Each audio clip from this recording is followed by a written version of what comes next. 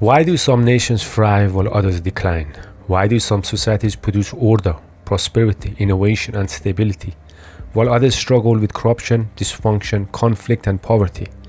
Most people assume the answer is money, others say geography, some say natural resources, others blame politics. But what if the answer is much deeper?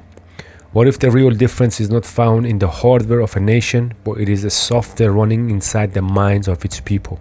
After all, human beings are remarkably similar. We all possess the same basic hardware. Yet despite having the same human hardware, different societies produce vastly different outcomes. Why is that? Because hardware does not determine output, software does. And once you understand this principle, you begin to understand not only why some nations thrive while others decline, but also why so many governments have completely misunderstood the issue of migration. Because while they focus on moving hardware, they forgot to ask the most important question: what software is arriving with it? Today, many nations are experiencing growing cultural tension. Political leaders debate economics, the media debate race, activists debate borders. But most people are looking in the wrong place. They are focused on hardware and not the software. We all know that human beings are made in the image of God. The hardware is largely the same. Every person possesses intelligence. Every person possesses value.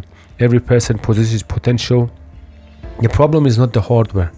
The problem is that not everyone is operating within the same software. Human beings are not born with identical operating systems.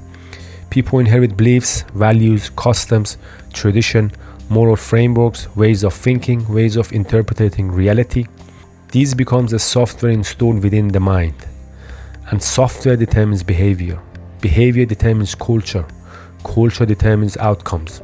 This is why different societies produce different results. Not because people are different, but because operating systems are different. The modern political class behaves as though geography is the primary factor that determines human behavior. Move a person from one location to another and everything will work itself out. But systems do not function this way. An engineer understands this immediately. Moving hardware into a new environment does not automatically update the software. The location changes, but the software remains the same until it's updated. The same is true for human beings. People carry operating systems wherever they go. They carry assumptions, they carry habits, they carry worldviews, they carry a definition of authority, definition of family, definition of truth, definition of responsibility, definition of law, definition of justice. And all of these things affect how a society functions. The tragedy is that many leaders never accounted for this reality. Here is the question very few people ask. What created the condition that allowed Western societies to become prosperous, stable, innovative, and productive? Was it genetics? Was it skin color? Was it geographic alone? The answer was software. Certain principles become deeply embedded within Western civilization. The rule of law, personal responsibility, property rights, truth-telling, delayed gratification, work ethic, family structure, stewardship, self-government, individual accountability. These principles acted as cultural software. They produce trust, trust produce cooperation, cooperation produce productivity, productivity produce prosperity, prosperity produce stability.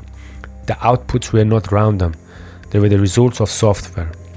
Now consider migration through this lens. Millions of people enter a nation, but nobody asks the most important question. What software is arriving with the hardware? Even more importantly, who is responsible for teaching the software that made the host nation successful?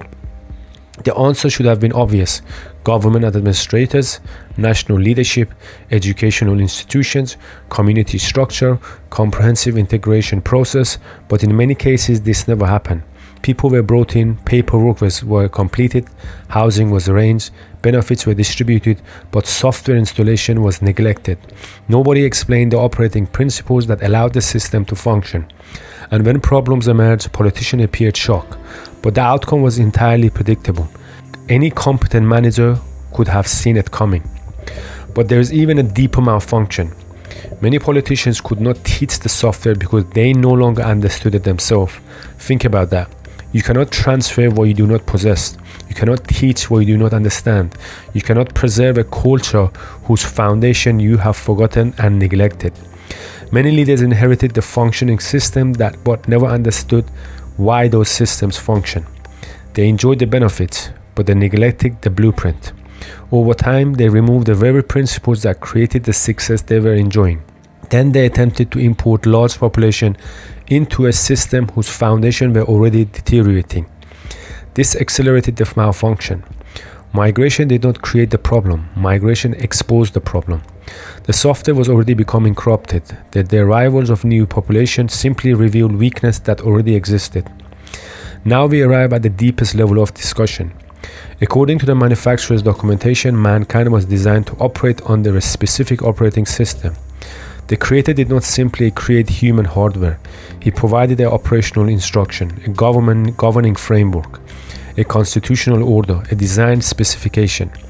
Lord Jesus came to bring heaven's operating system into the earth: truth, responsibility, stewardship, self-control, justice, service, authority under God, alignment with heaven's government. These are not merely religious ideas, these are functional principles. The same way gravity is a principle, the same way engineering requires principles, the same way business requires principles. Human flourishing requires principles, and when these principles are abandoned, malfunction follows. One important truth must be understood. Most people do not know what they do not know. A person cannot be expected to operate according to the principles they have never been taught. If someone grows up within one operating system, that systems become normal to them. They assume it is correct because it is familiar. This is why education matters. This is why onboarding matters. This is why correction matters. This is why leadership matters. People require instruction, not condemnation.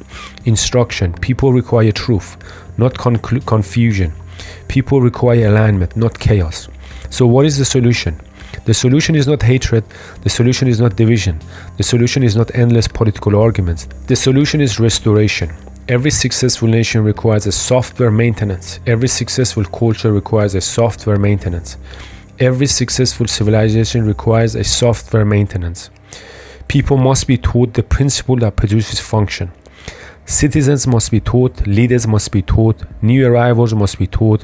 Everyone must understand the operating system, because hardware without correct software will always malfunction. The ultimate solution is not merely national, it is human.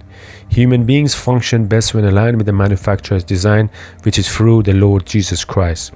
All other operating systems eventually produce dysfunction, because creation functions best when aligned with its creator. Here's some principles to remember.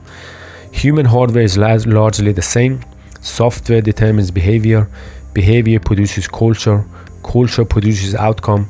People do not know what they do not know. Governments neglect software installation. The deeper malfunction is loss of manufacturer's operating system.